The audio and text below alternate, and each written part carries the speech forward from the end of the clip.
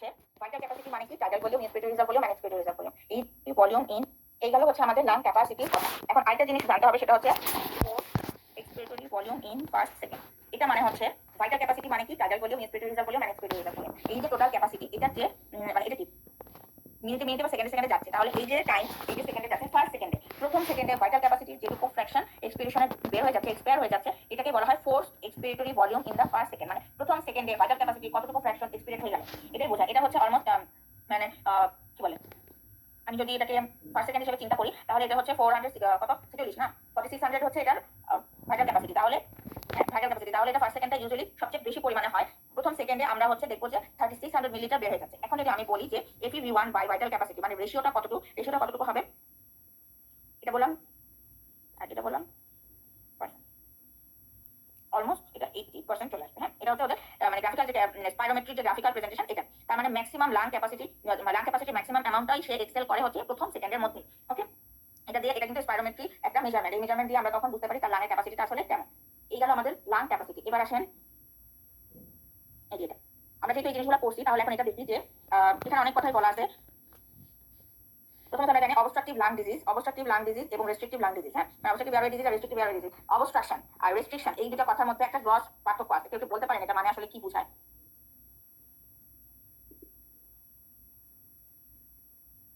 Obstructive lung disease মানে হচ্ছে conductive জোনটা হচ্ছে এফেক্টেড। কন্ডাক্টিভ জোন হ্যাঁ, মানে হচ্ছে আমরা যখন গ্যাস এয়ারটা ভিতরে যাচ্ছে, সেখানে আমি এয়ারটাকে বাধা দিচ্ছি। আর রেস্ট্রিকশন হচ্ছে এয়ারটা ঠিকমতো চলে গেছে, কিন্তু অ্যালভিওলাইতে কোনো একটা ঝামেলা হয়েছে, অ্যালভিওলাই হয়তো বা কমপ্লেক্সটা কমে গেছে, বা তার অ্যালভিওলাই গুলোতে পানি চলে আসছে, কোনো একটা রেস্ট্রিকশন আছে, যার কারণে সে হচ্ছে এরপরে যখন সে কার্বন ডাইঅক্সাইড তৈরি করে বের করে দিবে, তখন সে কার্বন ডাইঅক্সাইডটা এনাফ ভাবে তো বের করে দিতে পারবে না। এটাই হচ্ছে অবস্ট্রাকশন আর রেস্ট্রিকশনের মধ্যে পার্থক্য। তাহলে অবস্ট্রাকটিভ এয়ারওয়ে ডিজিজের মধ্যে কি কি পড়তে পারে? Asthma, COPD, emphysema. What is emphysema? Emphysema হচ্ছে মানে যখন লাঙের প্রতিটা অ্যালভিওলাই হেভি হয়ে যাবে, কি দিয়ে? এয়ার দিয়ে। যখন অনেক বেশি পরিমাণে এয়ার দিয়ে হচ্ছে পার্মানেন্ট একটা এনলার্জমেন্ট হয়ে যাবে, তখন এটাকে বলা হয় এমফাইসেমা। এবং এটা হচ্ছে কি বলে, সিওপিডির মধ্যেই অন্তর্ভুক্ত। সিওপিডিতে কি কি আছে? সিওপিডির ভিতরে কি আছে? সিওপিডির ভিতরেও কিন্তু আছে ব্রঙ্কাইটিস, এমফাইসেমা। তাহলে ব্রঙ্কাইটিস মানে হচ্ছে ব্রঙ্কাসের ইনফ্লামেশন, আর এমফাইসেমা মানে সেখানে সরি অ্যালভিওলার মধ্যে যদি এয়ার ফিল থাকে এবং সেটা যদি এনলার্জ হয়ে যায়, এই দুটো কারণে মানে এই দুটো ক্ষেত্রকে আমরা সিওপিডি বলি, ক্রনিক অবস্ট্রাকটিভ পালমোনারি ডিজিজ। এখন কথা হচ্ছে এই দুটোর মধ্যে পার্থক্য কি? আর সরি রেস্ট্রিকটিভের মধ্যে আছে হচ্ছে লাং ফাইব্রোসিস, সার্কয়েডোসিস। ফাইব্রোসিস মানে কি বোঝায়? ফাইব্রোসিস আসলে কি ঘটে?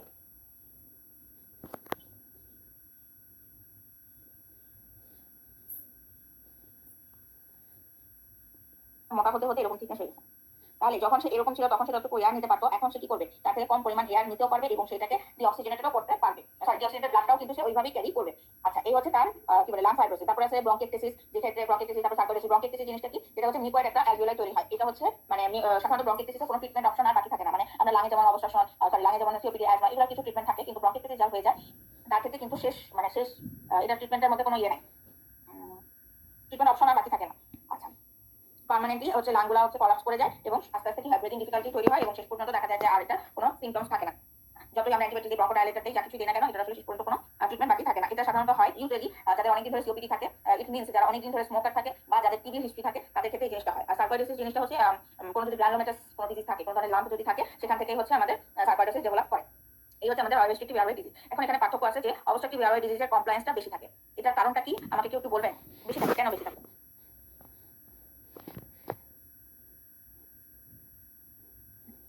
কারণ হচ্ছে আমার সমস্যা কন্ডাক্টিং জোনে সমস্যা, এয়ার কম আসবে, তাই না? এয়ার কম আসবে, কিন্তু এয়ার যেটুকুই আসবে হয়তো অনেক সময় লাগবে আসতে, যেহেতু আমি একটা বাধা দিয়ে রাখছি, আসতে সময় লাগবে। কিন্তু সে যতক্ষণে আসুক না কেন, যতটুকুই আসুক, যেটা 10 সেকেন্ড আসার কথা সেটা হয়তো 20 সেকেন্ডে আসবে, কিন্তু যাই আসবে সেই অ্যালভিওলাইয়ের ক্যাপাসিটি আছে সেই এয়ারটাকে ধরে রাখার। তার মানে কি? তার ইলাস্টিসিটিটা মানে ঠিক মতো আছে, সে যে প্রয়োজন মতো সে এক্সপ্যান্ড করতে পারতেছে। এটাই হচ্ছে কি কমপ্লায়েন্স। তাহলে তার কমপ্লায়েন্সটা ভালো। কিন্তু রেস্ট্রিকটিভে কি আছে? তার ইলাস্টিসিটি অলরেডি লস, মানে সেই এয়ারটা নিচ্ছে কিন্তু বেশিক্ষণ ধরে রাখতে পারতেছে না। তাহলে তার ইলাস্টিসিটিটা লস হয়ে গেছে, তখন যেহেতু সেই এয়ারটা ধরে রাখতে পারতেছে না বেশিক্ষণ, তার মানে তার কমপ্লায়েন্সটাও কম। এখন বলা হয়েছে তার আচ্ছা নিচের সবচেয়ে নিচের অপশনটা পড়ি, সেটা হচ্ছে যে তার total lung capacity, functional residual volume, total lung capacity, functional residual ক্যাপাসিটিটা বেশি।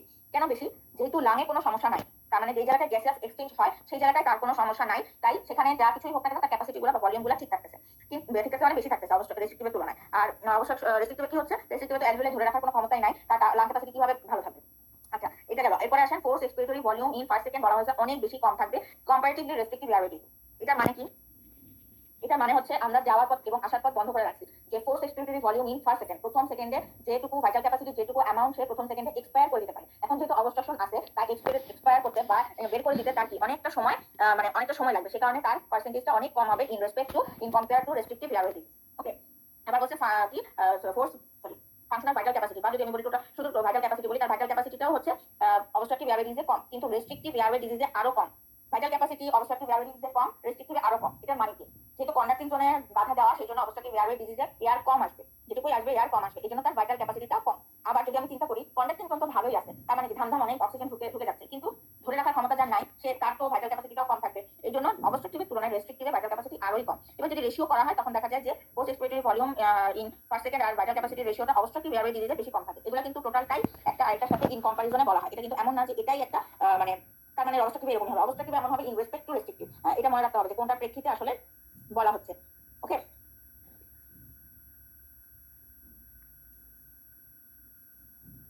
আচ্ছা তারপর আছে আমরা কতদিন একটা জিনিস পড়ছিলাম ভেন্টিলেশন ভেন্টিলেশন পারফিউশন রেশিও। এবার বলেন একটা মানে একটা এক্সাম্পল দেই যে ভেন্টিলেশন পারফিউশন রেশিও বা আমাদের যে পার্শিয়াল প্রেসার অফ অক্সিজেন এবং partial pressure of carbon die অক্সাইড, এই জিনিসটা আমাদের কোনো ডিজিজ কন্ডিশনে কেমন হয়, কোনো ডিজিজ কন্ডিশনে আসলে এটা কেমন হবে, এটা আগে রাখতে হবে। পার্শিয়াল প্রেসার অফ অক্সিজেন দুই জায়গা হতে পারে। একটা কিসের হতে পারে? একটা হতে পারে অ্যালভিওলাইয়ের। হ্যাঁ, যদি অ্যালভিওলাই বলি তখন সেক্ষেত্রে আমি এটা বড় হাতে দিয়ে দিলাম। আরেকটা হতে পারে partial pressure of oxygen carbon die অক্সাইড, সেটা হচ্ছে আর্টারি, তাই না? দুই জায়গাতেই তো গ্যাসিয়াস এক্সচেঞ্জ হচ্ছে, তাহলে এটা কিসের? এটা হচ্ছে আর্টারি। সরি এটা আমি ছোট হাতে,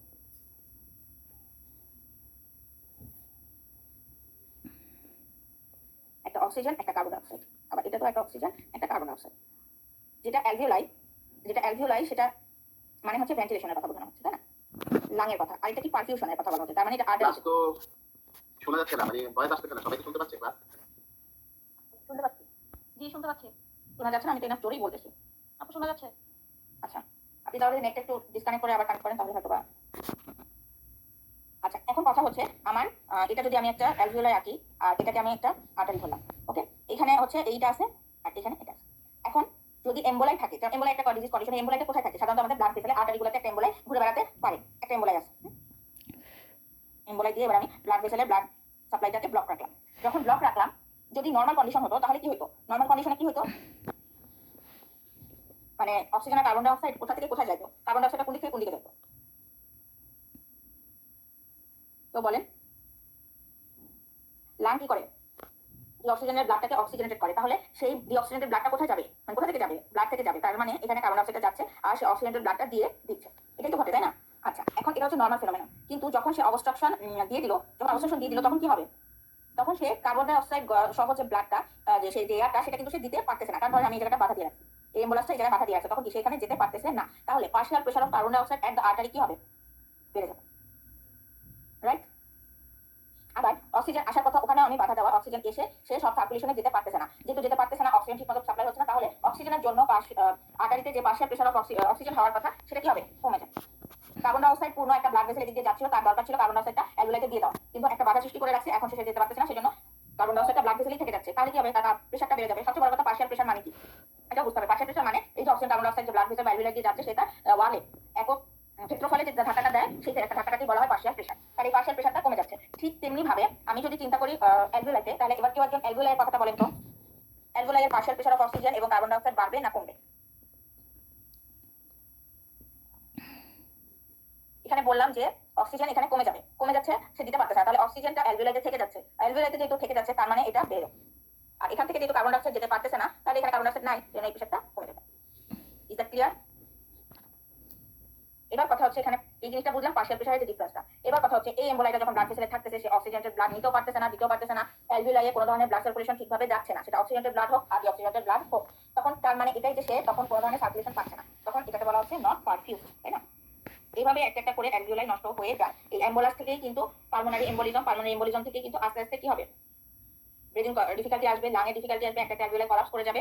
স্বাভাবিক, সে যখন সার্কুলেশন পাচ্ছে না, তখন তো সেই আমরা যে রেসপিরেটরি মেমব্রেনের মধ্যে যে একটা হাইড্রোজেন বন্ডের সাথে মানে পানির যে বন্ডের যে হাইড্রোজেন বন্ডটা পাইছিলাম, সেটা থাকবে না, টোটাল জিনিসটাই লস হবে, প্লাস আস্তে আস্তে কোলাপস করবে। এই হচ্ছে আমাদের একটা কি বলবো, এটা একটা ক্লিনিক্যাল সিনারিও বা এটা একটা প্যাথোফিজিওলজি। ওকে, এবার আসেন হাইপোক্সিয়ার ব্যাপারটা। আচ্ছা, এটার আগে আরো কিছু ডিজিজ কন্ডিশন তাহলে বলে ফেলি।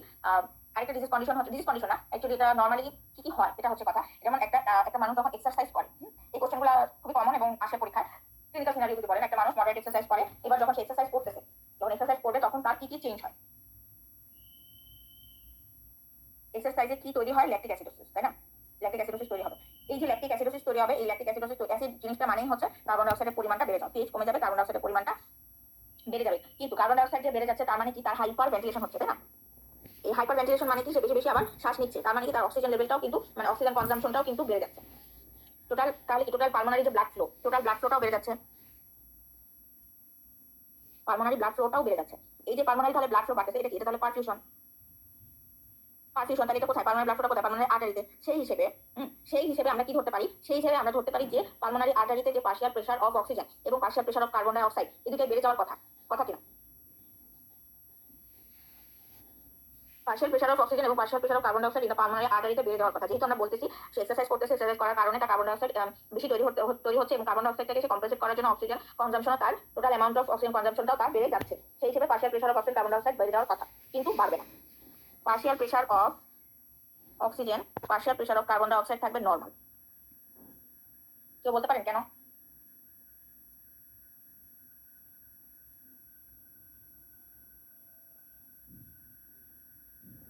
Any idea?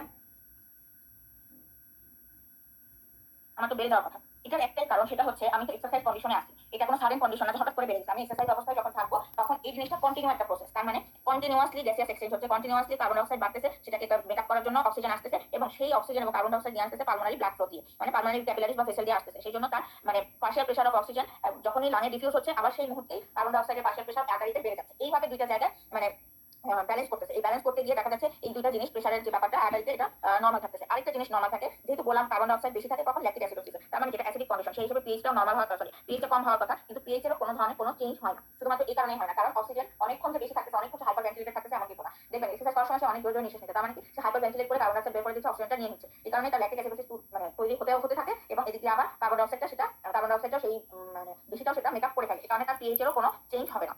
এই কারণে এটা বললাম যে ল্যাকটিক অ্যাসিডোসিস তৈরি হয়, অক্সিজেন বেড়ে যাচ্ছে, কার্বন ডাই অক্সাইড বেড়ে যাচ্ছে, পালমোনারি ভেন্টিলেশন বেড়ে যাচ্ছে, রেসপিরেশন বেড়ে যাচ্ছে, সবকিছু বাড়বে। এই তিনটা জিনিস কি থাকবে? নরমাল থাকবে। আরেকটা ডিজিজ কন্ডিশন, ডিজিজ বা ফিজিওলজিক্যাল কন্ডিশন, সেটা হচ্ছে হাইপোক্সিয়া। হাইপোক্সিয়া মানে কি? What is hypoxia? টিস্যু লেভেলে অক্সিজেন কমে যাবে। টিস্যু লেভেলে অক্সিজেন কমে যাবে, আমরা জানি টিস্যু লেভেলে এই ব্লাডে কমে যাওয়াটাকে কি বলা হয়? In blood. এই জায়গায় ব্লাড ফ্লোটা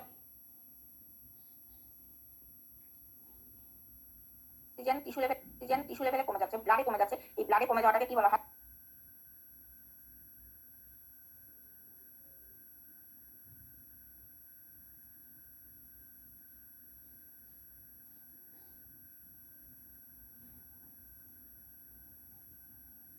প্রবলেম হয়েছে। 62 ব্যাচে কেউ মনে হয় শুনতে পাচ্ছে না। আপু হাইপোক্সিয়া পর্যন্ত মানে শোনাইছে, ব্যাপার শোনাইছে না। আচ্ছা আচ্ছা আচ্ছা, ঠিক আছে। আচ্ছা আমি একটু চেক করি কেউ join করছে।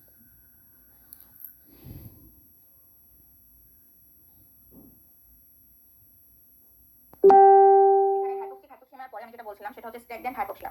স্ট্যাগন্যান্ট হাইপোক্সিয়া মানে হচ্ছে আমার এই লেভেলে যেটা বললাম পার্শিয়াল প্রেসার অফ অক্সিজেনটা কমে যায় হাইপোক্সিয়াতে, এটাতে কমে যাবে না। এখানে ব্লাড ফ্লোটা কমে যাচ্ছে। কেন ব্লাড ফ্লো কমে যাচ্ছে? ভেসেলগুলোতে যদি কোনো ধরনের কোনো মানে বাধা থাকে, ইট মিন্স টিস্যু লেভেলে লাং থেকে লাঙে যেতে যে ভেসেলগুলো কাজ করে সেই ভেসেলগুলোতে যদি কোনো ধরনের বাধা থাকে তাহলে সেটাকে বলা হয় স্ট্যাগন্যান্ট হাইপোক্সিয়া। ওকে, স্ট্যাগন্যান্ট হাইপোক্সিয়ার মধ্যে কি আছে? আছে হচ্ছে যেমন এখানে বলা আছে হেমোরেজ, মানে অনেক যদি ব্লিডিং হয় তখন কি হবে? তখন এনাফ ব্লাড কিন্তু ভেসেলে যাবে না। এরপরে যদি বলি যে কার্ডিয়াক ফেলিওরের ক্ষেত্রেও কি হবে? যে কার্ডিয়াক ফেলিওর মানে যেটা ব্লাড সার্কুলেশনের জন্য মেইনলি দায়ী, সেই যদি মানে কাজ না করে তখন কি হবে? তখন হচ্ছে আমরা অক্সিজেনটা ক্যারি করে নিয়ে যেতে পারবে না। এটাই হচ্ছে মেইন কথা, তখন এখানে স্ট্যাগন্যান্ট হাইপোক্সিয়া ডেভেলপ করবে। এবার ধরেন যে ভেসেলে কোনো সমস্যা নাই, টিস্যু পর্যন্ত ঠিকঠাক মতো অক্সিজেন যাচ্ছে, কিন্তু টিস্যুতে একটা কোনো অক্সিজেন ইউটিলাইজ করতে পারবে যদি কোনো পয়জনিং হয়, ব্লাডে কম হিমোগ্লোবিনটা তখন কি করবে? এনাফ অক্সিজেন নিয়ে যেতে পারবে না। এটা মনোক্সাইড যেটা মাধ্যমে কার্বক্সি হিমোগ্লোবিন তৈরি হয়, এই কার্বক্সি হিমোগ্লোবিন হয় সেইখানে রিঅ্যাকশন হয়ে সে কার্বন মনোক্সাইড পয়জনেশন আছে, যেটা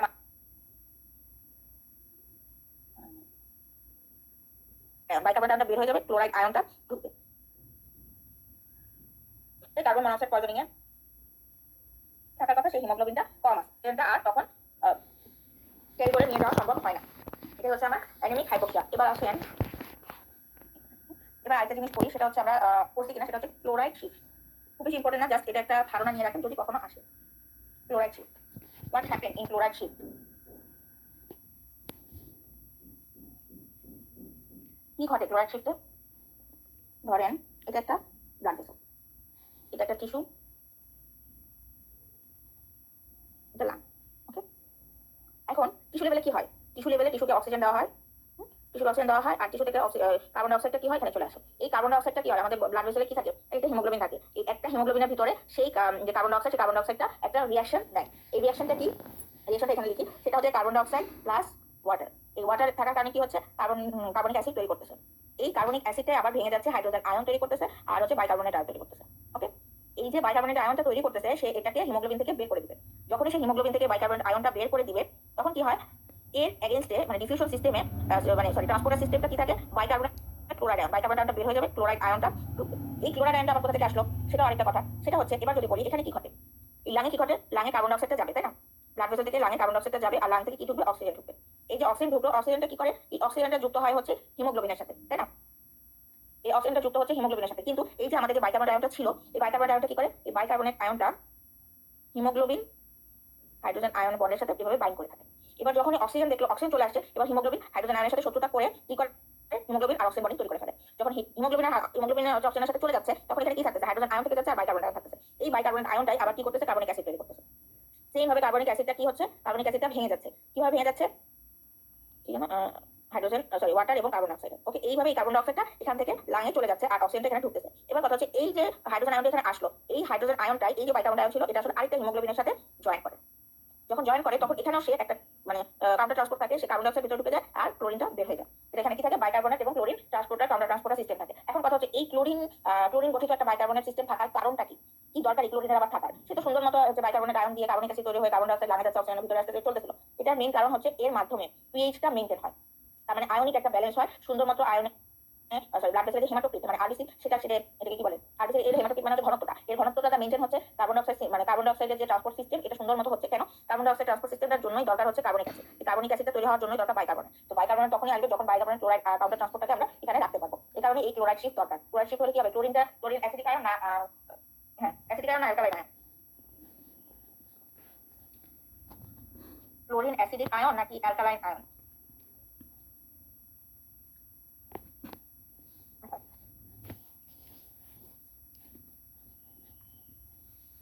অ্যাসিডিক আয়ন, অ্যাসিডিক আয়ন। এই অ্যাসিডিক আয়নটাকে মানে এই অ্যাসিডিক আয়নটাকে মেইনটেইন করে কার্বনিক অ্যাসিডের যে অ্যালকালাইনিটি, এটাকে সে আবার কার্বনের যে অ্যালকালাইনিটি, সেটাকে সে আবার মেইনটেইন করে। এইজন্যই বলা হয়েছে যে পিএইচ মানে অ্যালকালাইন কন্ডিশন তো ব্লাডের জন্য ভালো না, ব্লাডের পিএইচ কি নিউট্রাল, এই নিউট্রালিটিটা মেইনটেইন করার জন্য আমাদের ক্লোরিনের দরকার হচ্ছে।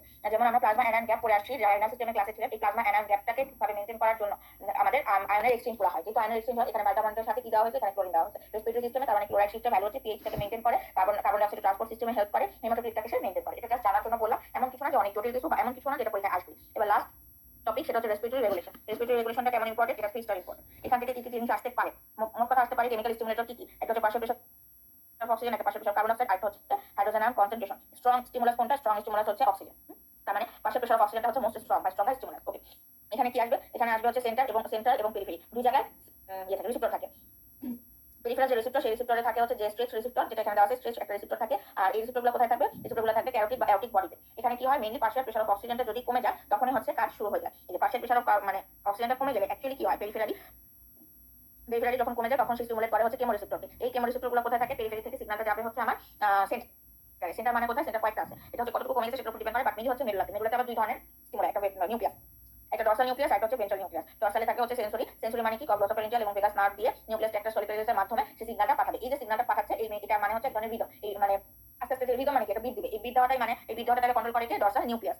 আর ভেন্ট্রাল নিউক্লিয়াসের কাজ কি, সে হচ্ছে ফেনিক মানে ডায়াফ্রাম কন্ট্রাকশন। ডায়াফ্রামকে কন্ট্রাক্ট করে যখন আমি নিচের দিকে নামাতে পারবো, তখনই আমি তাকে থোরাস রিজিয়নটাকে হচ্ছে স্পেস দিচ্ছি যে তুমি এবার বুক ভরে শ্বাস নাও। তার মানে কি, তাকে টাইটার ভলিউমে ফেলার জন্য আমি রেডি। তাহলে কি হবে, তখন এটা যে ডায়াফ্রাম কন্ট্রাকশন হলে এটা কিসের মাধ্যমে হয়, এটা হচ্ছে ফেনিক মানে হচ্ছে মোটর সাপ্লাইয়ের মাধ্যমে এটা মেইনটেইন হলো। এই হচ্ছে আমাদের কার্বন ডাইঅক্সাইডের পরিমাণটা যদি পেরিফেরি রিজিয়নে, ইট মিনস হচ্ছে টিস্যু লেভেলে যখন কমে যাবে, তখন হচ্ছে আমি এইভাবে সিগন্যালটা পাঠাবো। ওকে, এবার আসেন আরেকটা জিনিস, এই যে আমি রেসপিরেশন নিচ্ছি, মানে নিঃশ্বাস নিচ্ছি আবার ছাড়তেছি, এই যে মিলি সেকেন্ডের পার্থক্য, এই যে নিচ্ছি বা এই যে আমি সিগন্যাল দিচ্ছি যে এবার তুমি শ্বাস নাও, এটা কি দিয়ে মেইনটেইন হয়, এটা হচ্ছে লোয়ার পন্স দিয়ে মেইনটেইন হয়। এবং এখানে একটা ইয়ে আছে, সেন্টার আছে, যে সেন্টারকে বলা হয় নিউস্টিক সেন্টার। এই নিউস্টিক সেন্টারের মধ্যে বলা স্টার্ট কথাটা দিয়ে বোঝানো হচ্ছে যে তাহলে তুমি এবার শ্বাস নাও। তুমি মনে রাখো, স্টার্ট এ আছে, নিউস্টিকের শুরুতেও এ আছে। এবার আসে নিউমোট্যাক্সি সেন্টারটা থাকে আপার পন্সে, এখানে পি মানে স্টপের লাস্টে পি আছে, নিউমোট্যাক্সির শুরুতেও পি আছে। এভাবে মনে রাখার জন্য আমি এটা বললাম। আর যদি আমাকে বলা হয় যে তুমি জোরে জোরে শ্বাস নাও, যেটা আমরা লাং ভলিউম এবং ক্যাপাসিটিতে দেখে আসছি, যদি বলা হয় যে জোরে জোরে শ্বাস নাও, তখন সেটা কি কন্ট্রোল করে, সেটা কন্ট্রোল করে সেরেব্রাল কর্টেক্স। তার মানে যদি আমার ফোর্সফুল ইন্সপিরেশন এবং এক্সপ্রেশনের কথা আসে, তাহলে তখন আর মেডুলা বা পন্সের কথা আসবে না, তখন আসবে হচ্ছে সেরেব্রাল রিজিয়ন, সেরেব্রাল কর্টেক্সের কথা। এই হচ্ছে এখানকার রেগুলেশন। এবং রেগুলেশনে এই জিনিসগুলো আসে, যেমন কোন নিউক্লিয়াস ইনভলভ, আপনাকে বলতে পারে যে রিদম মেইনটেইন করে কোন নিউক্লিয়াস, ডরসাল নিউক্লিয়াস মানে মেডুলা ডরসাল নিউক্লিয়াস বা ভেন্ট্রাল নিউক্লিয়াস, এটা আসতে পারে। কোন নার্ভ দিয়ে মেইনটেইন হয়, গ্লোসোফারিঞ্জিয়াল ভেগাস নার্ভ। গ্লোসোফারিঞ্জিয়াল ভেগাসের কোন নিউক্লিয়াস, নিউক্লিয়াস অফ দ্য ট্যাক্টাস সলিটারিয়াস। তারপরে কোন স্টিমুলাস দায়ী, কি কি স্টিমুলাস আছে, তারপর ফোর্সফুল স্টিমুলাসের জন্য, ফোর্সফুল ইন্সপিরেশনের জন্য কোন সেন্টার দায়ী, সেরিব্রাল কর্টেক্স সেন্টার দায়ী, এভাবে এখান থেকে কিন্তু মাল্টিপল কোশ্চেন আসতে পারে এবং এটা ইম্পর্টেন্ট মেনলি যারা যাদের এসিপিএস পরীক্ষা তাদের জন্য। এসিপিএস পরীক্ষা থেকে এখান পরীক্ষা এখান থেকে বেশ ভালোই প্রশ্ন আসে। এবার আসেন আপনাদের কাছে যে আপনাদের